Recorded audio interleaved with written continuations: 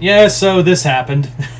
Although, to be fair, we all kind of knew this was coming out, right? Like, we all knew this was going to come out, and that is the Poohinverse. Yep, that's the name. I go to the Poohinverse all the time when I go to the bathroom. Yeah. Had to do that joke. Anyway, so, yes, as you've probably known already, what is now called, I wish they picked a different name, swear to God, for the movie title. That's apparently not what they're calling the universe. They're calling it the Twisted Child universe, that started with Winnie the Pooh, Blood and Honey, and also sparked the whole thing of making every public domain character into horror characters. You know, every childhood character, do that. Which I will, in some capacity, give credit for. Like, I will genuinely give credit where credit is due, honestly. Because, in a roundabout kind of way, it's kind of interesting that no one did this before. Like, no one did, all these characters, while they are, remembered as Disney characters, from Disney, there's not really a lot of, pushback if you wanted to make a shared universe using public domain characters. I mean, technically, Guillermo del Toro's doing his own version of the Universal Monster shared universe, starting with Frankenstein, because a majority of those characters are public domain. Or you can make them look close to it. So, it's kind of interesting. I just wish it wasn't horror because, again, Winnie the Pooh, Blood and Honey just set off the whole thing of, once Steamboat Willie became public domain, Mickey Mouse was made a horror character, and now we've trapped any kind of public domain character of just making it horror. And I feel like we've pigeonholed, this movie franchise has pigeonholed everyone creatively, because I guarantee you, once, next year when Popeye goes into public domain, Popeye horror movie, or, when Superman and Batman go into public domain, which technically they will about, I think, 2028, 2029 is when Action Comics #1 goes into the public domain, as does Detective Comics. I can't remember the exact issue, but basically, yeah, the original designs of Superman and Batman will go into the public domain. So, there's that. And there'll be horror characters already, even though we are. And oh boy, I can't wait to see a asshole version of Superman. Oh wait, I can just go watch The Boys, or or Invincible, or Brightburn, or every other fucking evil Superman trope. But I'm getting off topic. So I have not watched Actually, no, I have watched Winnie the Pooh, Blood and Honey, and I think next week is the official premiere of Blood and Honey 2, which is apparently the real starting point for the Twisted Childhood universe. We do know that there is a Cinderella movie, a Pinocchio, Peter Pan, and I think Alice in Wonderland movie as well, and definitely Bambi the Reckoning. So we've got about 6 movies in this franchise that are all building to this movie called the Poohinverse, and also, how cute, you made it look like like a gory version of the Avengers logo. How nice, So, I mean, I'll give credit. Like, it's nice to see a horror cinematic universe kind of work, even if it is using. Just be like, oh, it's Disney characters, but they're scary. Isn't that cool? Well, Blood and Honey, again, I can't believe Blood and Honey played everyone like a fiddle to watch that horrible movie, and now we have to deal with this. In the words of Peter Griffin, that happened, and we all let it happen. So, yeah. Do I think these... I will give credit. I'm annoyed, but, I don't hate the idea. It's surprising, It's genuinely, I want to hate it. And on some level, I do.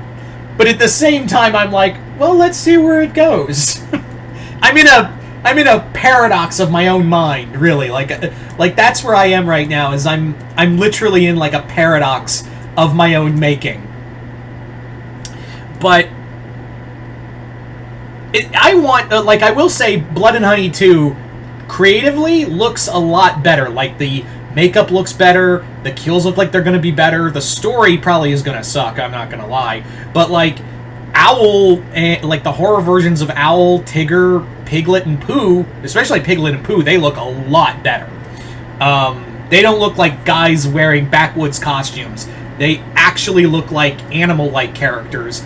And I really do, like, I'm really curious to see how maybe they've learned from them. I really hope, and again, I really do hope, I honest to God hope they've learned from their mistakes with Blood and Honey. Like, they now have a bigger budget. They now have more, you know, money to spend on stuff. They can do all this stuff. Like, they can, you know, they can do more and maybe show off that, hey, that was a rough... Blood and Honey 1 was a rough draft of what we could do. Blood and Honey 2 is, like, what we really wanted to do. Again, I don't expect much story-wise, but, like, if you can pull off everything else, I will accept it as a dumb slasher and see where the rest of these films go. But, yeah, it is kind of cool. Like, and again, it's kind of cool to see a horror cinematic universe that's actually happening because it's low budget and there's not a lot of risk involved. You know, Universal's probably sitting there like, you know, Universal's like sitting there and they're like the higher ups are sitting in their chair like, this motherfucker here. So yeah. And I'm always down for a good crossover. You know me, I'm always down for a good crossover. So it could be cool. Could it suck? Yeah. My expectations aren't that high. That's the other thing, is that my expectations for this universe, for this shared universe, have never been high. And it's all going to depend on if I want to watch the rest of these movies, if I like Blood and Honey 2. Like, if Blood and Honey 2 is good enough, I will give the other movies the benefit of the doubt. Like, I will give those movies a fair shake on if I want to watch this, and then lead up to Poohinverse. Why? Actually, no, I know why, because everyone would be like, nyeh, nyeh, Poohinverse, nyeh. It's a funny title.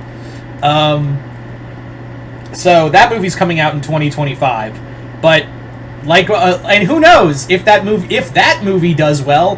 Who knows? Maybe this is the end of the Twisted Childhood Phase 1, and then we move on to another set of films. Who knows? And I really, if it does well, you'd have to imagine Universal's like looking at them going, can you believe this shit?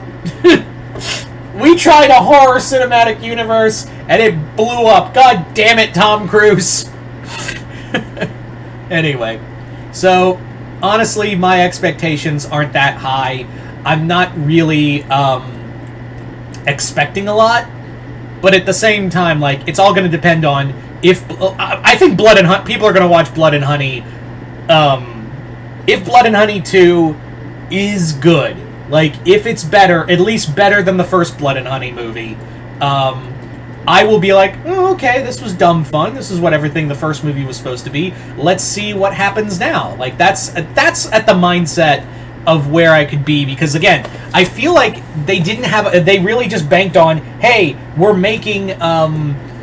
basically making Winnie the Pooh a horror character after going to the public domain, and that was the only draw they had. So now I hope they actually have a story to go with it, and hopefully along with the rest of the movies too. But you guys tell me in the comments below, what do you guys think of... Excuse me. Oh, this franchise idea is so bad, it's choking me. But what do you guys think of this? Are you guys excited? Are you guys not? And who else would you want to see in the Poohinverse? Like, what other public domain childhood character would you want to see in the Poohinverse? Just comment below, let me know. Other than that, hope y'all enjoyed this. I'm Mr. Multiverse. I'll see you next time in the Multiverse.